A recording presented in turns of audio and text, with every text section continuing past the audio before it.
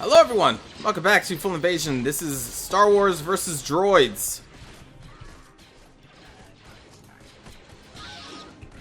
Yeah. May the Force be with you, I guess. I don't know.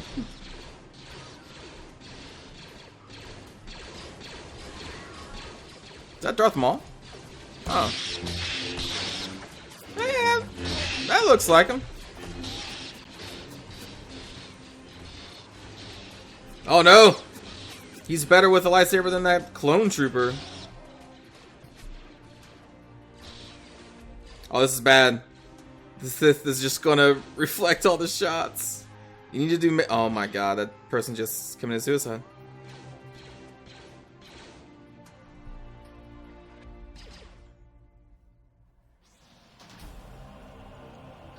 You need to go melee.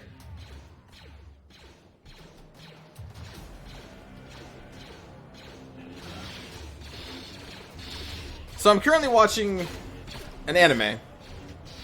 First one I've watched in a while.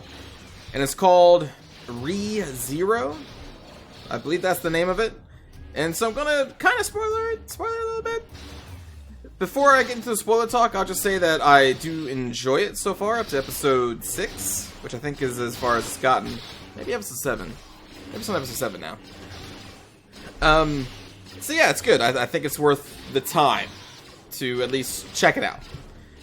So the story, the basis of what happens here is we got a kid, a 17-year-old kid in Japan, modern day Japan, and within the first 2 minutes of the show, he goes from modern day Japan and he is just magically transported to a medieval era fantasy world with demi-humans like lizard people, cat people, all living together in this giant town in some kingdom that I forget the name of, but the show takes place in this giant town in this kingdom, at least for the first 7 episodes, 6 or 7 episodes.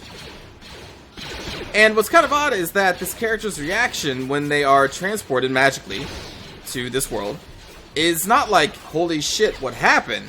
It's, oh my god, I'm in this world, awesome, I'm gonna be this cool protagonist who knows magic and shit, is basically their reaction.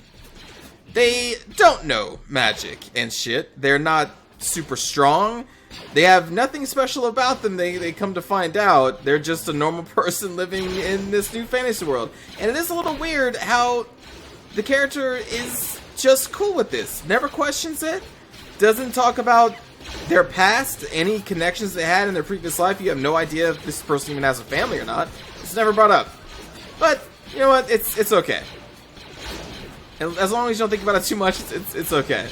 So this character finds, eventually, a girl, as one does when you are a main character boy in most animes. And he needs to help this girl, again, as one does in anime. And he tries to help her find this object that was stolen from her. And a little later, again, spoilers, it turns out he gets killed. He just dies. And it's not the most brutal death I've seen, but like this show goes from kind of comical, fluffy creatures, everyone's laughing, to oh shit, my stomach has been cut open, I'm going to die. And then, after he dies, he kind of resets to a checkpoint, we'll call it. And this checkpoint, his first checkpoint, because there are a couple, is in front of this street vendor that he meets on his very first day. And what's kind of also weird about this is that the character, it takes a couple deaths. Again, spoilers, he dies a couple times. And he keeps resetting to this one specific point during this day, when he first met this girl and tries to help her find an item that was stolen. But it takes a few deaths and a few resets for him to even realize that the day is resetting to a certain point, not that he's just magically brought back to life and put in front of like this apple seller. It's really odd that the character doesn't make that connection until after a few times. It's really weird, especially since he's like, I'm this big gamer, I know how to beat this game, he refers to some people as NPCs, and So clearly he knows video games. So you would think he would make that connection like after the first time. When he has the same conversations and the same things start happening, you know, you think it's fine. It's a little weird, but it's fine. So eventually, they overcome an event that has been stopping them for the first 2-3 episodes. And it's pretty intense. It's really fun, really cool to watch. And then after they get past that event, a new, let's call it checkpoint, comes up, because later on he dies again. After they get past the initial thing that's killed him a couple times, he starts dying again. And he has a new checkpoint. And so he has to kind of solve this new mystery of, you know, who's killing him, why are they killing him, what the hell is going on, why am I still respawning, what the hell. But through the entire thing, he's pretty jovial about it. He's not super affected by the fact that he is dying, although when he does actually die, it is pretty cool, only because when he sees it coming, he is dreading it, because it's painful. Because this dude dies in some painful ways. And I like it that they just don't have this character be like, yeah, whatever, it's death, I know I'm going to respawn, it's fine. No, even knowing he's going to respawn, he's going to be fine, he's still dreading death. And he hates it, as, you know, you think you would. And that's cool. I'm glad that the character reacts that way. And it doesn't do stupid shit just because he knows he's going to respawn. So that's kind of, you know, you get a little relatable with the character. And in general, the character is cool. I like most of the characters in the show. And after the first checkpoint, you're introduced to a whole new set of characters. And you get to spend some time with them. And honestly, the show kind of slows down after the first checkpoint. You spend time in this mansion with a new set of characters. You get to know them a little bit. You don't really get to know much of their backstories, but you get to know more about the main character, the main lady character. She has this cool spirit named Puck, which is like this little cat that can cast spells, and Puck's amazing. I want to have Puck in my life as well, because it's just a cool little cat thing. But anyway, so he gets to the second checkpoint, and, you know, he thinks he's past all the bad stuff, and he's just going to try and survive in this world and continue to help Amelia, which I think is what her name is, in whatever way that he can. But, you know, then he dies, and he's like, holy shit. And so, he tries to find out what the hell's going on. There's a little mystery happening. And even up to episode 7, we still don't know why this main character is in this world. We don't know really why he is brought back to life after every time that he dies and gets to relive these days at these certain checkpoints. But there is a hint. There's a couple hints thrown as to what the reason could possibly be. They don't come out and say it yet. I'm hoping that they do. I'm pretty sure I know, like, who's behind it at this point. But I don't know why. I don't know the why of it yet. Man, some shit goes down. That boy, he's unlucky. He like I said, he dies a couple times, and it's intense. It's you feel kind of bad for this guy, and a couple times when he kind of wakes up from dying, you know, he's screaming in agony because his death was very violent. And again, that's another cool little detail of the show, because to him, what just happened is, you know, he died in a violent way. And so, of course, he's going to wake up and continue to be screaming because he literally just died to himself. So, like, I like that aspect. I like just how it slowly does kind of drain him. Dying over and over again, as one might imagine. If you were dying over and over again, it would probably affect you in your mind. But he still, even through that, he can maintain somewhat of a positive outlook, at least around different characters. But it does eventually get to him, and I like that they do that. Because it would feel really weird if this character was just super jovial, even though he's died so many times. At that point, it'd be really weird. But no, it definitely starts to affect him. And I do hope the show continues to pick up, because again, after the first couple episodes, it does slow down a little bit. There are still deaths, there is still some mystery, but it does definitely slow down. So I'm hoping it picks up a little bit after that. But it's a good show. It's a cool show. I would definitely suggest you watch it. I hope it continues to be good. I can't vouch for the whole thing, obviously, because there's only been 6 or 7 episodes. I think it's 7. But up to this point, it's pretty cool. There's mystery. Oh. As far as, like, fight scenes go, there are some cool fight scenes, but those fight scenes are basically in the beginning of the series. There's not much real fighting that goes on after the first few episodes. But the ones that happen, they're pretty cool. They're pretty cool. This map is very dark.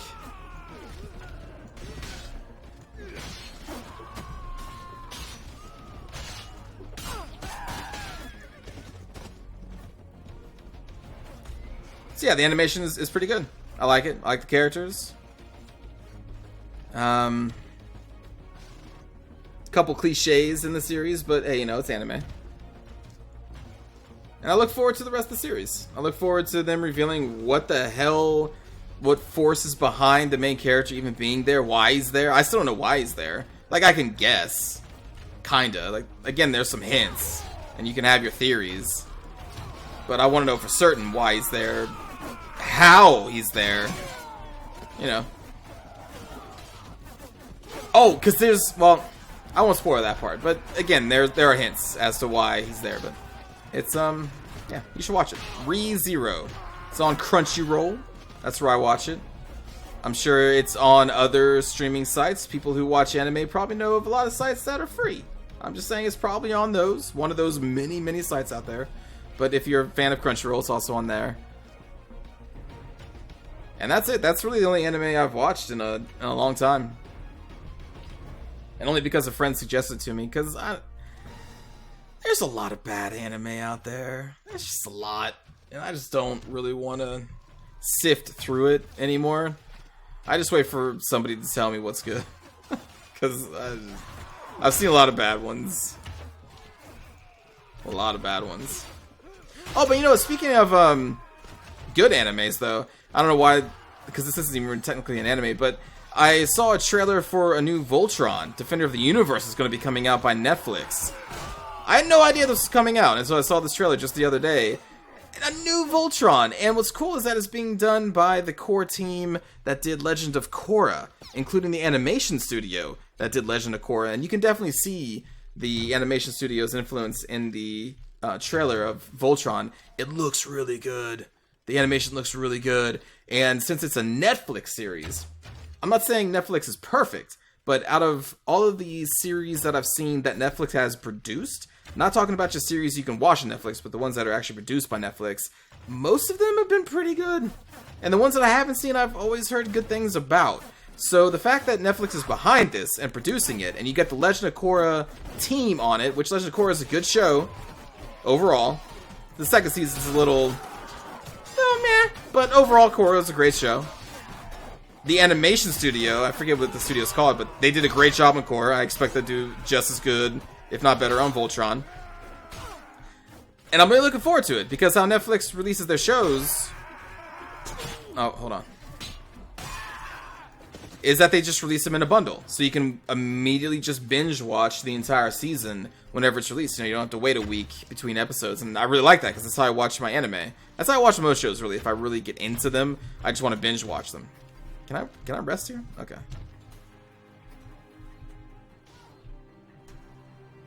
So yeah, that's going to be coming out June 10th. And Netflix produced, so I'm looking forward to it. I'm not even a huge fan of Voltron. I've seen the original series when I was younger. I saw reruns of it on, like, Cartoon Network, probably. And I enjoyed it back then, but, like, I'm not usually into mecha animes at all. I'm not really into the Sentai... I believe it's called Sentai, which is like the Power Rangers and those types of shows. I'm not into them that much, but I did enjoy Voltron when I was a kid, so I'm going to give this a shot. It's going to be like a reimagining of Voltron. I don't think it's supposed to be a sequel or anything. It's just like a retelling. So yeah, that's coming out next month on Netflix. I have seen one other anime that Netflix produced, and that was Knights of Sidonia. And Knights of Sidonia, that's a pretty cool anime. I like that show a lot. And that has mecha and like big giant creatures, and I'm usually not into that type of stuff, but Knights of Sidonia is a solid show. I was just watching that if you have Netflix too. At least check it out, try it out. It took me a couple episodes to get used to the CG, because that series is, I think, mostly, or if not all, CG. Yeah, it took a little while to get used to, but I got used to it after the first couple episodes, and it was a cool show. It's a cool show. I don't even want to spoil that show, but it's a cool show.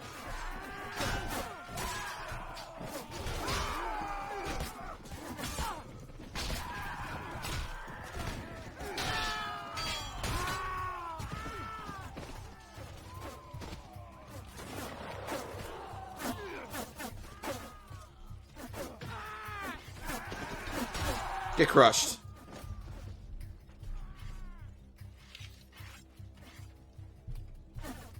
Uh-oh. Nope. Nope. Don't want to get charged. I'll just go in here.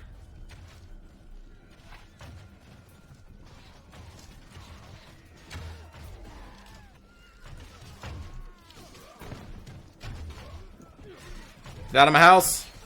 Out of my house. This is my house. Get out of it. You're not welcome.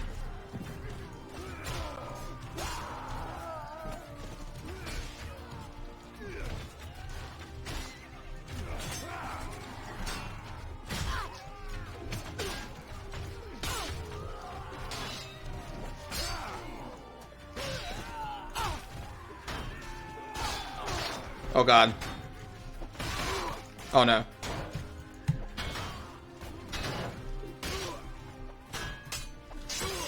Oh no! Oh, crap. No, and there's reinforcements right there. They're so close. But yet so far away.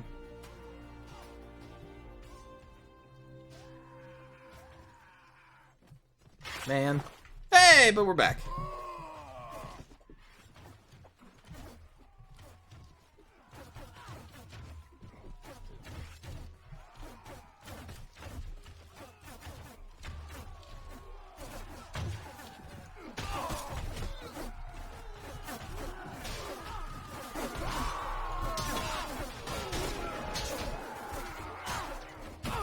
Uh-oh.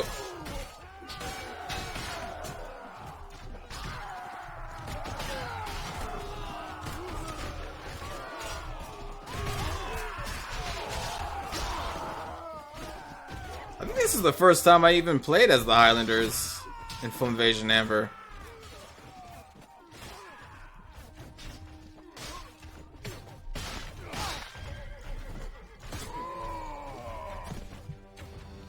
I should have picked the one that gives us access to the Highlander sword, the giant two-handers.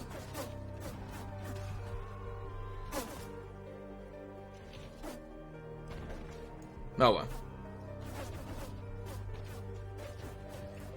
That's a lot of archers. Holy damn. Alright.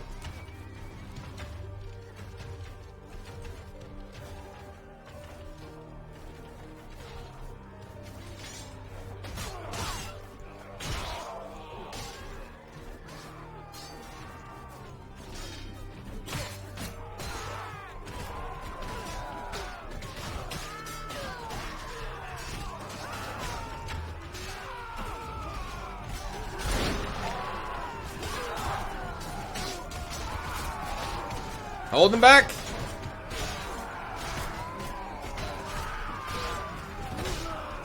Why are these people not really using their guns? They're just rushing us when they have muskets. Like, what? What are you doing? Oh, hi. Farewell. Farewell. Man, ReZero, it's one of those shows, especially with the last episode that just happened, like, the character has found some things out, and oh my god. So whenever you watch a show, how far I am right now is the episode where there's a cliff. I'll say that, there's a cliff at the end of it. That's something that, like, by this point in the show, I'm like, why do you care about what you care about? Because, like, you are really forgiving, and I don't know why, and I'm gonna die out here. This is me talking not about the show, just like, I am probably gonna die. But just like in ReZero, I would respawn in this game. I'm living the show right now.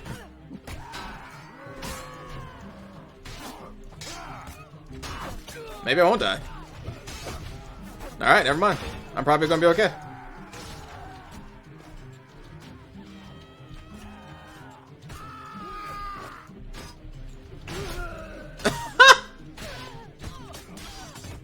Nope. Nope. No, I'm not. I'm not gonna be okay. I'm not gonna be okay at all. Yeah, I'm really excited to see the last episode. That actually reminds me, there's shows from last season I haven't even watched all the way through. Oh my god, what were those shows? There was the one show about... It was like in the future, and there were like androids, but the main character was like anti... I don't even know if he was anti-android, but anti-something. Oh my god, what was the show called? He was like an awesome fighter. In this show, there was like this energy source that they tapped in from like another dimension, and that powered their entire, like the entire Earth. Is that show? Like, I still need to catch up on that one. That's really good, and I totally forgot to catch up on that one. That horse is freaking out.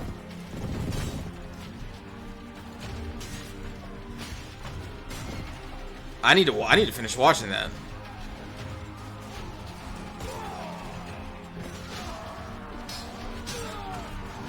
I need to find out the name of that.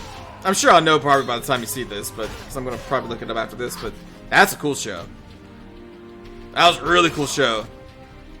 Oh man, I forgot about that. That was last season. Oh, I really like that one. But anyway, I think I'm gonna call it here. So thanks for watching, everybody. Hope you enjoyed. Check out ReZero if you're into anime, or not. I don't know. Whatever you want to do. I'll see you all next time. Take care.